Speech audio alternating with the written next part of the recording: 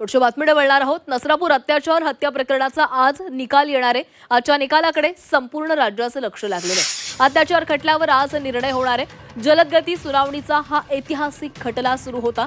नसरापूरमध्ये 3.5 वर्षांच्या बालिकेवर अत्याचार करून खून करण्यात आल्याच्या संतापजनक घटनेनंतर राज्यभरातून तीव्र प्रतिक्रिया उमटलेल्या होत्या। या प्रकरणातील खटल्याचा निकाल आज जाहीर होण्याची शक्यता आहे। विशेष म्हणजे गुन्हा घडल्यानंतर अवघ्या 2.5 महिन्यात या खटल्याची सुनावणी पूर्ण झालेली आहे। पोलिसांनी 16 दिवसात 1200 पानी दोषारोपपत्र दाखल केले।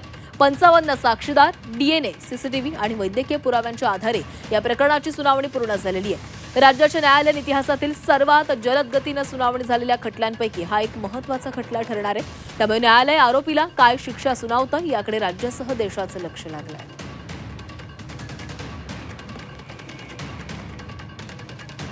आणि या संदर्भामध्ये अधिक बोलणार आहोत। आमचे प्रतिनिधी निलेश खरमरे आपल्यासोबत जोडले गेलेले आहेत। निलेश, अवघ्या 2.5 महिन्यामध्ये या खटल्याचा निकाल लागणार आहे। आज न्यायालय या आरोपीला, या नराधमाला काय शिक्षा सुनावतंय याकडे संपूर्ण राज्याचं लक्ष असणार आहे। आज काय काय घडामोडी घडू शकतात?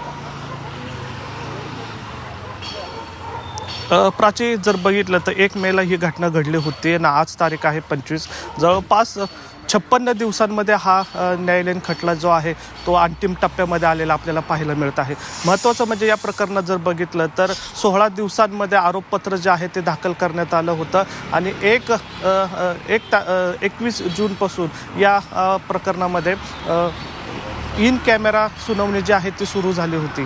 महत्त्वाचं म्हणजे आज 11 वाजता या कोर्ट जे आहे ते बसणार आहे आणि निकाल जे आहे ते या ठिकाणी सुरू होणार असल्याचे आपल्याला माहिती मिळत आहे।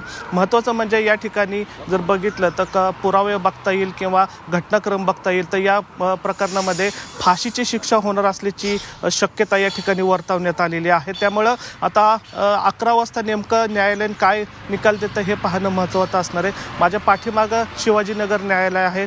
याच न्यायालयामध्ये आता 11 वाजता ही सुनावणी सुरू होईल।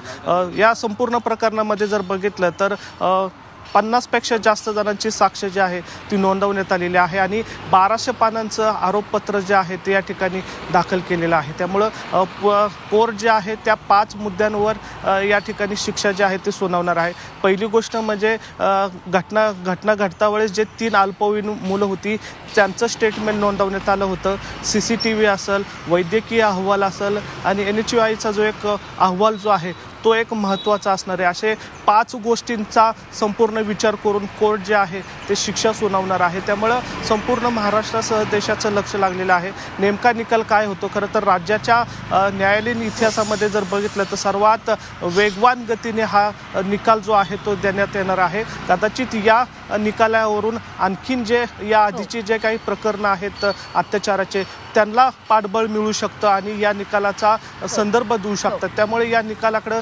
सर्वांचंच लक्ष लागलेलं आपल्याला पाहायला मिळत आहे। साहजिकच आहे की या प्रकरणामध्ये जो आरोपी जो होता भीमराव कांबळे त्याला फाशीची शिक्षा व्हावी अशी या खटल्याकडे सगळ्या राज्याचं लक्ष आहे। आज कोर्ट काय निकाल देते यावर आणखी इतर काही अशी प्रकरणं असतील त्या प्रकरणांमध्येही असे काही निकाल लागू शकतात का याच्याही अपेक्षा व्यक्त केल्या जात आहेत। धन्यवाद दिलेल्या माहितीसाठी।